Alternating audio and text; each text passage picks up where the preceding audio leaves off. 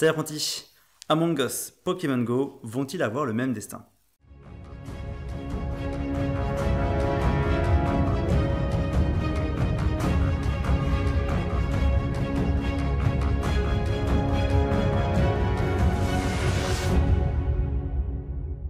La question est posée, est-ce qu'Among Us, un jeu très populaire en ce moment, va-t-il subir le même destin que Pokémon Go? Une bulle et pchit.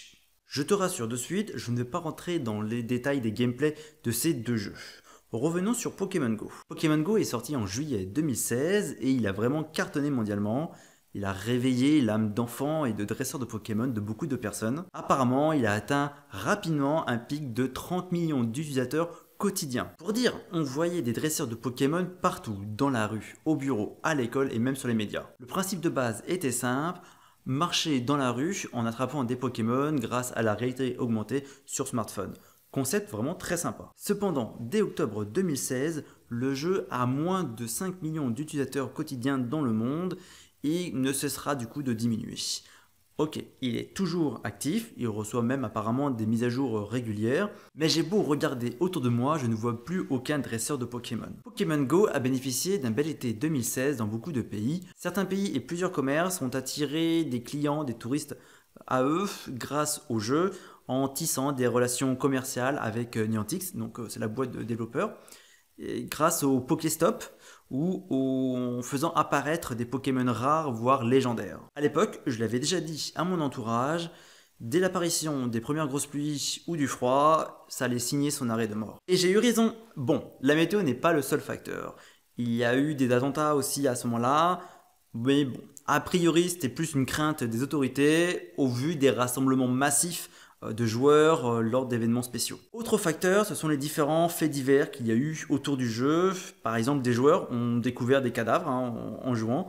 Il y a eu des personnes qui se sont bien fait mal, voire même sont tuées par une chute, vu qu'ils étaient concentrés à essayer d'attraper leur Pokémon et pas à regarder leur environnement.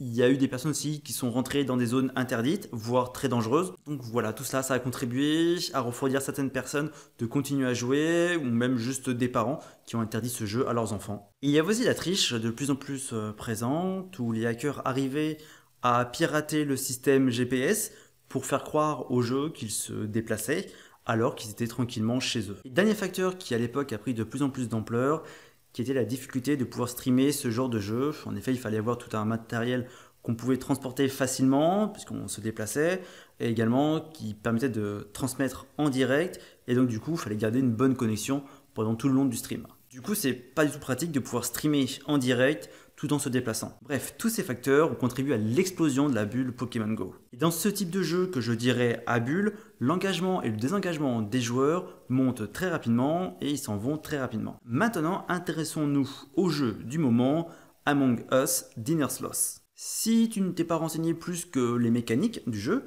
eh bien tu vas être surpris d'apprendre que le jeu est parmi nous depuis juin 2018. Et ouais, au départ, le jeu c'était vraiment un flop.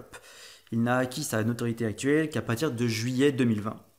Juillet, tu vois, ça fait un autre point commun avec Pokémon Go et la notoriété est soudainement acquise. Alors, apparemment, Among Us n'est pas aussi populaire que Pokémon Go vu qu'il n'a pas dépassé le seuil des 5 millions de joueurs quotidiens. Brièvement, quel est le principe d'Among Us? Les parties durent quelques minutes, il y a entre 4 à 10 joueurs, les parties peuvent être privées ou publiques et il y a entre 1 à 3 imposteurs par partie en fonction des paramétrages et bien sûr du nombre de joueurs présents. Les membres d'équipage doivent démasquer tous les imposteurs ou finir toutes les missions. Les imposteurs doivent tuer tous les membres d'équipage ou réussir à saboter le lieu. Bref, une sorte de jeu du loup-garou si tu connais un peu plus. 4 facteurs clés ont permis la notoriété de ce jeu actuellement. Premier facteur, les différentes restrictions de déplacement et les confinements mondiaux ont contribué au fait que les gens voulaient se divertir, se changer l'esprit, tout en restant bien sûr chez soi. Deuxième facteur, les parties sont vraiment très courtes, de l'ordre de quelques minutes. Troisième facteur, les règles sont simples et les missions aussi. Et le quatrième facteur, les logiciels et la technologie ont beaucoup évolué, ce qui fait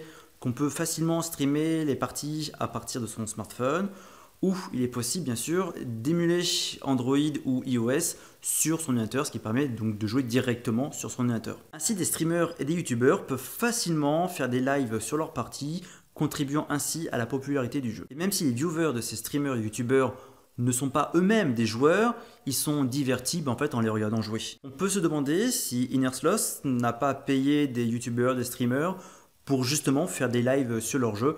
Alors c'est une pratique tout à fait courante dans le domaine du jeu vidéo. Mais alors, qu'est-ce qui pourrait faire éclater la bulle Among Us, vu que la simplicité et la rapidité des parties permettent en fait de jouer n'importe où, dans son canapé, dans les transports en commun, au bureau, aux toilettes. Qu'est-ce qui va faire que réellement Among Us va rester dans les annales? Justement, la simplicité de ce jeu ne permet pas une multitude de scénarios différents en fait. Ok, les fans vont me dire, il y a plein de stratégies possibles, et je suis entièrement d'accord. Mais on va vite fait tourner en rond. Quand il y aura un vrai déconfinement mondial, la plupart des gens voudront profiter de l'extérieur, voir des amis, aller faire du sport en salle, en club, en extérieur, etc. Et donc, mécaniquement, il y aura de moins en moins de joueurs à un instant donné. Ce jeu ne permet pas de créer un compte et donc forcément, il n'y a pas de statistiques en fait des différentes parties auxquelles tu as joué. Et du coup, forcément, il n'y a pas possibilité de classement entre les joueurs.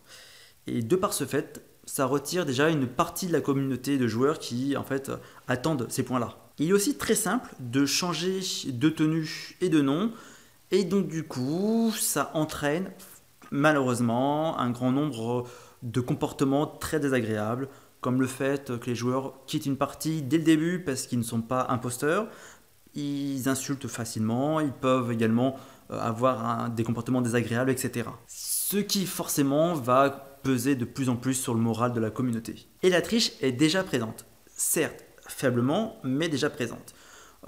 De mon expérience personnelle de 2 heures de jeu, effectivement, j'ai déjà rencontré de la triche. Je t'explique. J'étais imposteur, donc les autres membres d'équipage ne peuvent pas voir qui est imposteur, il n'y a que les imposteurs qui peuvent voir qui sont les autres imposteurs. La partie avait à peine débuté moins d'1 minute, je n'avais fait rien de suspicieux, j'avais tué personne, j'avais pas saboté, je n'avais pas utilisé la ventilation, je faisais même semblant de faire les quêtes et il n'y avait eu pour l'instant aucun mort. Et là, une personne déclenche la réunion d'urgence et dit « c'est lui, l'imposteur, je l'avais vu utiliser la ventilation », ce qui était bien sûr faux. Et donc forcément, tout le monde a voté contre moi et forcément j'étais imposteur. Mais la personne n'avait strictement aucun moyen de savoir que j'étais imposteur. Donc clairement, il avait un logiciel tiers afin de savoir qui était imposteur. Et dernier point important qui va finir d'achever ce jeu, c'est le fait que les streamers et youtubeurs qui actuellement font beaucoup de vidéos sur le sujet vont progressivement arrêter parce que en fait, au vu du nombre limité de stratégies possibles dans les deux camps, en fait compte ça va vite fait lasser leur audience et donc ils vont préférer, avant que ça arrive, d'arrêter leur stream. Bref, pour l'instant le jeu a survécu plus longtemps que Pokémon Go au stade de grosse popularité. Retiens bien ceci, Among Us ne passera pas l'année 2021.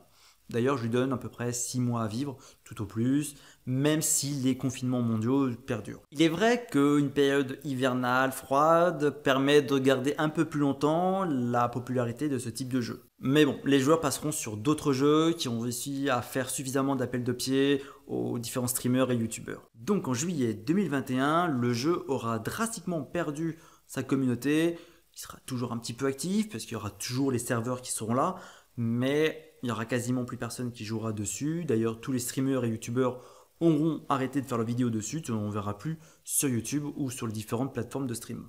N'hésite pas à laisser un commentaire, si tu as aimé la vidéo, mets un pouce bleu et partage la vidéo, ça fait vraiment plaisir. Et surtout, abonne-toi.